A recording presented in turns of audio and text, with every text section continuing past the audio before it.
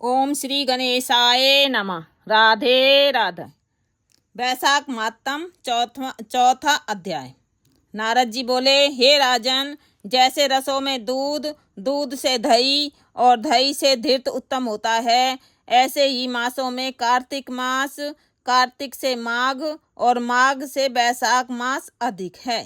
इसमें धर्म करना बरगद की बराहें की तरह बढ़ता है। मेघ की संक्रांति में मधुसूदन भगवान का ध्यान तथा प्रातःकाल स्नान कर विष्णु का पूजन करें और नीचे लिखे मंत्र से मधुसूदन भगवान की प्रार्थना करें। हे मधुसूदन देवाधिदेव, मैं वैशाख मेष की संक्रांति भर प्रातःकाल स्नान करने की कामना करता हूँ। आप इसे निर्धिवन पूर्ण कीजिए।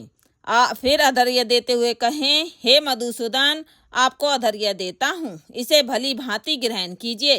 गंगादी नदी तीर्थ सब जलाशय मेरे दिए हुए अधर्य को प्रसन्नता से ग्रहण करो और मुझ पर प्रसन्न होकर यथोचित फल दीजिए। फिर वस्त्र पहनकर आहिक कर्मों को करें, फूलों से भगवान की पूजन करें। विष्णु भगवान की वैशाख मास संबंधी कथा सुनने से वह कोटि जन्म के संचित पापों से छूटकर मोक्ष पाता है। पृथ्वी, स्वर्ग, पाताल कहीं भी दुख नहीं होता, कभी गर्भ में नहीं आता और न कभी माता का दूध पीता है। वैशाख मास में जो तेल मलना, दिन में सोना, कांसे के बर्तन में भोजन, खाट पर सोना, घर में स्नान, निषिद्ध भोजन, दोबारा भोजन, रात्रि काल में भोजन और उत्तम कथा नहीं सुनता, न किसी तीर्थ में जाकर स्नान करता है, न दान देता है, वह नरक में जाता है और चांडाल योनि को प्राप्त होता है। उसे कुत्ते की योनि 100 वर्ष तक प्राप्त होती है। फिर गधे व खच्चर की योनि प्राप्त कर नरकगामी होता है। 1000 ब्राह्मणों की हत्या का पाप किसी तरह दूर हो जाता है, परंतु वैशाख मास में स्नान आदि न करने से उसका पाप कभी दूर नहीं होता।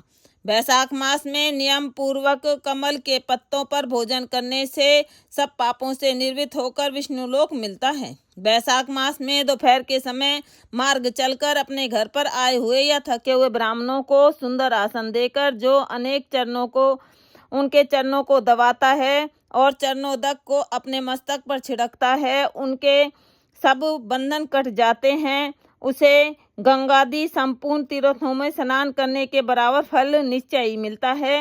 वैशाख मास में अन्नदान जलदान न करने से पाप और दुख कभी नहीं होते। प्रातःकाल सूर्योदय होने पर सागर से मिलने वाली सप्त गंगा, जाह्नवी, विरध गंगा, कालिंदी, सरस्वती, कावेरी, नर्मदा, वेणी में स्नान करके विष्णु भगवान में मन लगाने से 7 जन्म के संचित पाप शीघ्र नष्ट हो जाते हैं। वैशाख के महीने में बावड़ी में स्नान करने या घर में अलग अप्राकृत गो के चरण के रखने की जगह के समान जल भरा हो तो उसमें भी स्नान करने से राजन बड़े बड़े पाप दूर हो जाते हैं। जो कोई धन संपन्न हो अथवा दरिद्री या पराधीन हो, उसे जो वस्तु मिल जाए वह ब्राह्मण को दान देना उचित है। कंद मूल, फल, शाक, नमक, गुड़, बेर पत्र, जल और छाछ जो वस्तु दान की जाएगी अपरिवर्तित होती जाएगी। दान करने से दरिद्रता आती है, दरिद्री होने से पाप किया जाता है, पाप करने से नरक मिलता है। इसलिए सुख की इच्छा करने वाले को अवश्य दान करना चाहिए। कोई बड़ा मकान अच्छा सुंदर और सब सामग्रियों से शोभायमान हो मगर उस पर छत न हो तो शोभा नहीं पाता। जैसे दया न होने पर सब गुण व्यर्थ हैं, जैसे उत्तम शाक भी बिना नमक के स्वादिष्ट नहीं लगता।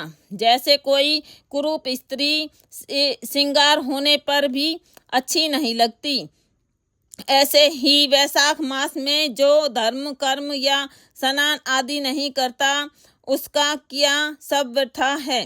वैशाख मास में तीर्थ यात्रा, जप, यज्ञ, दान और होम आदि का फल भी अधिक होता है और तुरंत फल मिलता है। मधुसूदन भगवान इसके देव हैं। जिसने किसी प्रकार भी वैशाख मास में मधुसूदन भगवान का पूजन नहीं किया वह मूढ़ वृद्धि शुकर की योनि पाता है। जो तुलसी दल से वैशाख मास में मधुसूदन भगवान की पूजन करता है वह सर्वभौम राजा हो, कोटि जन्म तक अनेक सुख भोगता है और फिर अपने करोड़ कुल को लेकर विष्णु की सायुज्य मुक्ति को पाता है।